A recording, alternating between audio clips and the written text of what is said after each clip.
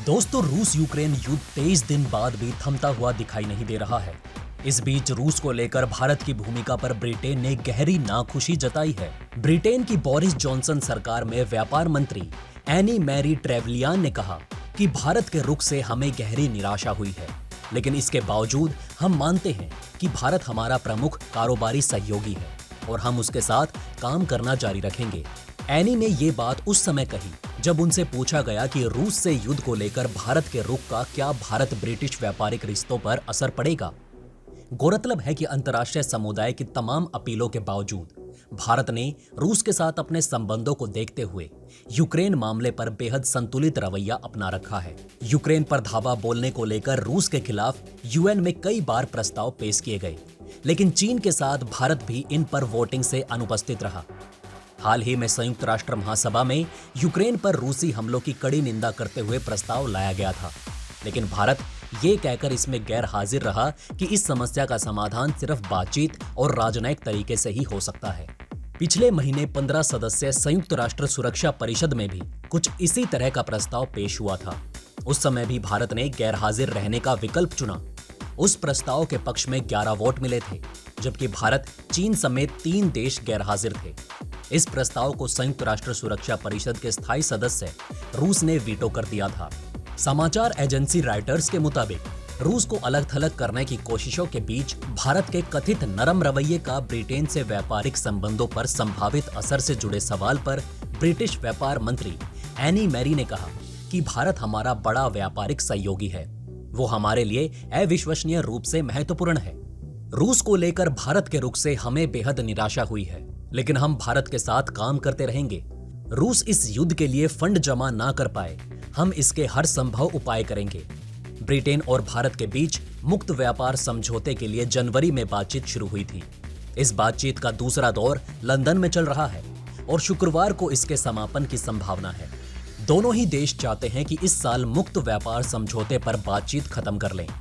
जब ब्रिटिश मंत्री ट्रेवलियान से पूछा गया कि रूस को लेकर भारत के रुख का मुक्त व्यापार समझौते से संबंधित बातचीत पर असर पड़ेगा या नहीं, तो उन्होंने उम्मीद जताई कि भारत अपना रुख बदल लेगा।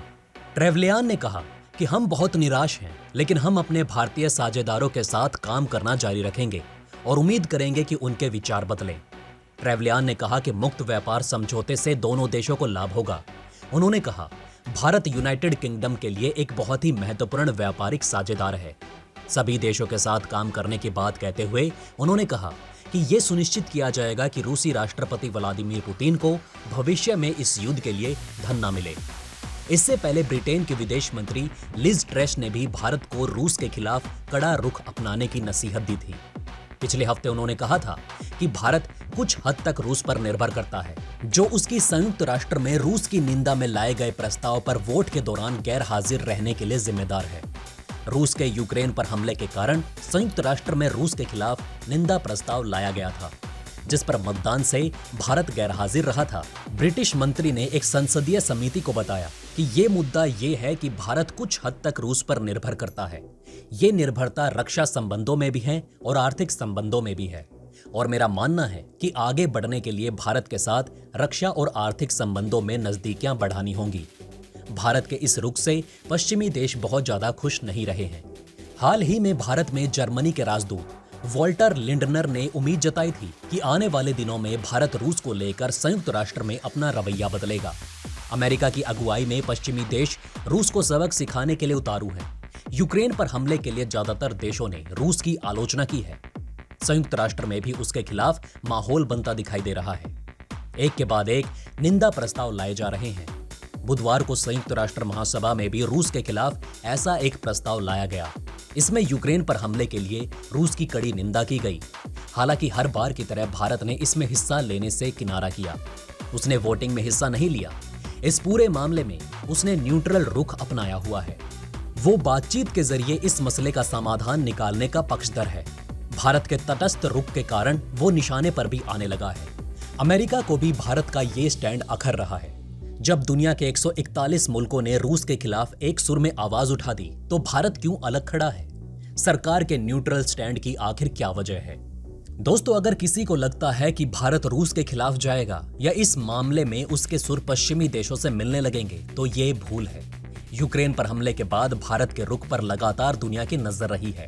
हालांकि उसने रूस के खिलाफ कोई प्रतिक्रिया नहीं दी है। उसने बीच का रास्ता अपनाया हुआ है। वो बातचीत और कूटनीति के जरिए विवाद का समाधान निकालने की बात कर रहा है। अब दोस्तों जानते हैं कि आखिर क्यों नहीं बदलेगा भारत का स्टैंड। भविष्य में शायद ही भारत के इस स्टैंड में कोई बदलाव आए। आज के हालातों को देखते हुए कोई शिकायत कर सकता है कि आखिर भारत ने ऐसा रुख क्यों अपनाया हुआ है। क्यों भारत किसी आक्रमणकारी देश के खिलाफ खुलकर बोलने से बच रहा है। लेकिन भारत के इस रुख के पीछे कुछ ठोस वजह हैं जिन्हें जानना और समझना होगा। संयुक्त राष्ट्र में भारत के हित किए गए दरकिनार। दोस्तों दुनिया में भारत से ज्यादा शांति और हिमायत करने वाला मुल्क भला कौन होगा।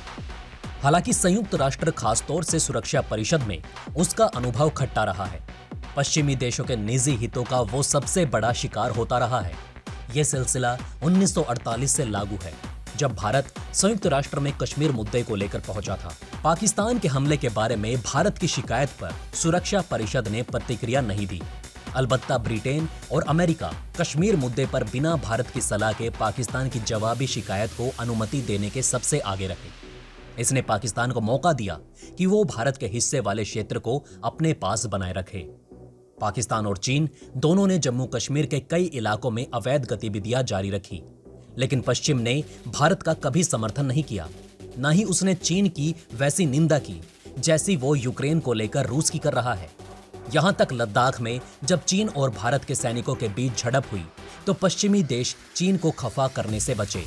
भारत को संतुलन बनाने के लिए कूटनीतिक रास्ता निकालना पड़ा। रूस ने हमारे साथ क्या किया है। दोस्तों अब जरा बात रूस की करें तो वो 70 के दशक से हमारा सबसे भरोसेमंद दोस्त रहा है। यही कारण है कि भारत के रक्षा संबंध रूस के साथ बहुत गहरे हैं। वो करीब 70% हथियार रूस से खरीदता है। इतना ही नहीं, रूस ने संयुक्त राष्ट्र में कश्मीर पर भारत की पोजीशन का हमेशा समर्थन किया है। भारत भी जवाब में उसके साथ रहा है। 1989 से 80 में जब अफगानिस्तान पर रूस ने हमला किया, तब तत्कालीन इंदिरा गांधी सरकार ने उसकी सैन्य कार्रवाई का बचाव किया था। अब जानते हैं तटस्थ रहने से क्या है जोखिम। दोस्तों तटस्थ रहने से जोखिम भी है। इस रुख के कारण दुनिया आज भारत को रूस के साथ खड़ा देख रही है। पुतिन ने जो किया उस स्टैंड पर मोहर लगा रही है। इस तरह ये चीन की अरुणाचल प्रदेश की आक्रामकता को सही ठहरा देता है। वहीं पाकिस्तान भी कश्मीर घाटी में अलगाववादियों को हवा देता है। ये उसकी कार्रवाइयों को जायज कर देता है। दोस्तों अब आप हमें कमेंट सेक्शन में बताइए कि क्या आपको ये बातें पहले से पता थी। अगर नहीं तो इनमें से कौन सी बात आपको सबसे ज्यादा इंटरेस्टिंग लगी। तो दोस्तों हमारे इस वीडियो में हमने आपको बहुत सी बातें बताने की कोशिश की। अगर आपको हमारी ये कोशिश अच्छी लगी हो तो प्लीज लाइक करें इस वीडियो को और इसी तरह की और जानकारी पाने के लिए सब्सक्राइब करें हमारे चैनल को। जितना हो सके इस वीडियो को शेयर करना ना भूलें। दोस्तों हम इस चैनल पर आपको दुनिया भर की अनोखी बातें बताते रहते हैं जिन पर आपने कभी ध्यान नहीं दिया होगा, लेकिन वो आपसे बहुत कुछ कहना चाहती है। धन्यवाद दोस्तों, हम फिर मिलेंगे एक और इंटरेस्टिंग टॉपिक के साथ।